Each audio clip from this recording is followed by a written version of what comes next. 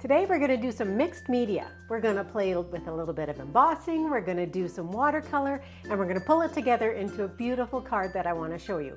Stick around because you're really going to enjoy this project. So last week I showed you how to make watercolor backgrounds. Today we're going to amp it up a notch and we are going to play with mixed media. I'm going to be using the Beautiful Butterflies stamp set, and I've pulled out the very large butterfly, which is just gorgeous, and the happy birthday. And I also have a piece of our Fluid 100 watercolor paper, and I have stamped the butterfly on it and embossed it. So I'm hoping that you can see it there. I've embossed it in white. So this is one of our techniques, and this is mixed media. So we're going to play with embossing, watercolor, and then we're going to put it together into a card. So like we did last week, I'm pressing together my stamp pad so that I create a little well of color. I gave my bubble bath another little hit, but if you find that in your lightest colors there's not enough ink that comes through, you can always take your ink refill and put a dot into the lid as well. So I'm just going to do that just in case I don't have enough of my bubble bath. So now what you need is you need your Stampin' Spritzer, and you need a brush, and I'm using my Aqua Painter, which is one of my favorite brushes because it has the water in the reservoir right in the handle. If you have a paintbrush, like with a sable would be wonderful, but some kind of horsehair or whatever, that will work well too. Try and get one that has a brush tip. So I'm going to take and I'm going to spray my piece with a little bit of water. Now, if I was doing this and I was doing a bunch of them, I would probably tape this down using masking tape onto a rigid surface. I'm just going to do it right here so that you can see. And I have a little arrow on my spritzer, so I know which way to point it. And I'm just going to give it a good amount of water. I'm not saturating it, I'm just putting a little bit of water everywhere. And what we're going to do with this butterfly is we're going to give it a little bit of a pink wash. So I'm going to pick up my color here. Now you always want to have a paper towel by your side when you're doing anything here. Make sure you don't have any color in your aqua painter. I have just a little bit of orange. So now I'm going to pick up a little bit of this. Now, what I want to do is I've got a fair bit of water right on my brush, and I've got a fair bit of water on my watercolor paper. And you might be able to see that the water is beating up where the embossing powder is. And that's perfect. That's exactly what we want. So we're just doing a very light amount of our bubble bath down here first. It doesn't everywhere, but I've got a little bit there. Now I'm going to go in with a little bit of my Highland Heather. And here I'm just going to place this in a few spots. And I'm going to go around the outside edge, but I'm not going to put it everywhere. I don't want to see my purple everywhere. I really just want to outline my butterfly. Now here you might be able to see that I'm getting a bit of a hard edge. It means that my water is drying out a bit. So I'm going to give it another little spritz up there. Now I've got lots.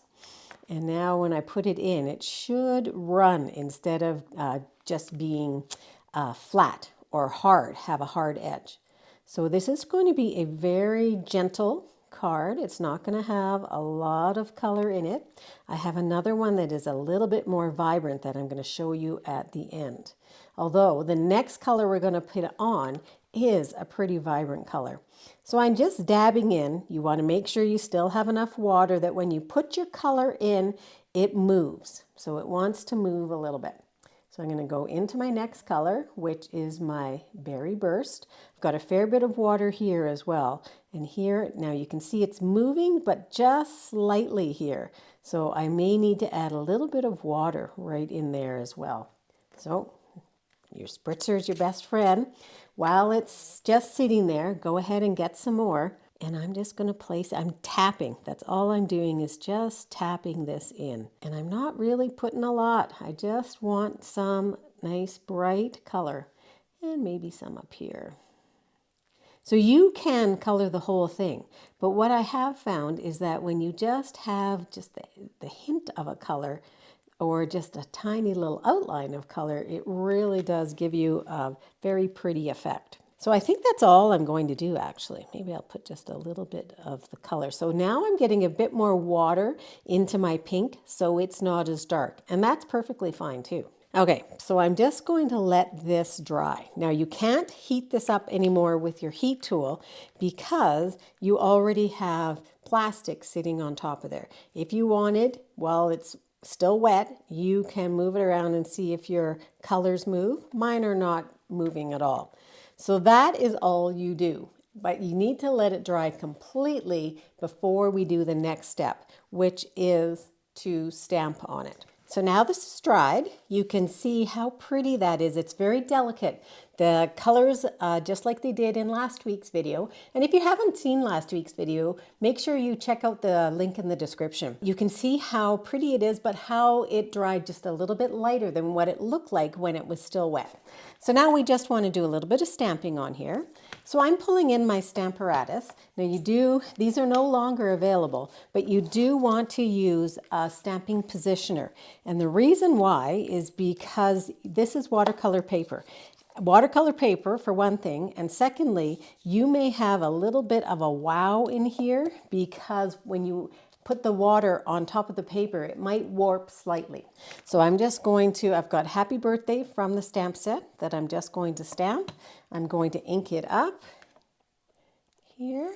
And what's great is I can stamp this multiple times if I have to, if I don't happen to do it properly the first time. But actually, that's not bad. I'm going to give it just a little bit more intensity, I think. Just a second one there. There, that's a little bit better. Now the next thing I'm going to do is something that really is fun. You might have one of these hanging around. We had them years ago. We don't have them any longer. And it was like a spritzer. And what you could do with them is you put a marker in. So I'm just going to take the top off this Berry Burst marker.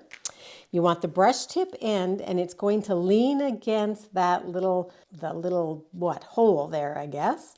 And all you're going to do is you're going to just squeeze the little end, the little ball, and what's going to come out is a little bit of ink. You can't even see it on here. Just make sure that it is lined up properly. Now, there you go. Now, if you have one of these really are fun. Don't get rid of it.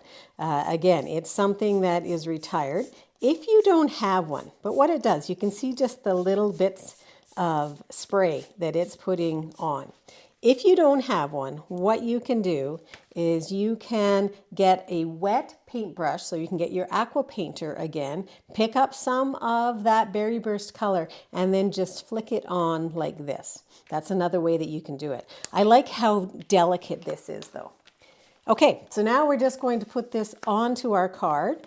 When you're putting it on, you want to use fairly strong tape, so you can use your Stampin' Seal. Your Seal Plus is going to be a little bit better. I have my Tear and Tape here, so I've got Tear and Tape. I'm just taking the backing off, and you want that to go right over top. And this is a very simple card where really the stamping, the butterfly takes center stage, and the beautiful watercolor. Let me show you another one where I did a little bit heavier watercoloring. So you can see a much darker watercolor, and I did come in with this one with some gorgeous grape as well. So you can see whether you want to do delicate or whether you want to do something a little more vibrant. Thanks very much for joining me. I hope you give this mixed media technique a try, and be sure to sign up for my email where I send weekly emails with tips and tricks and all things paper crafting. Thanks very much again. Have a great paper crafting day.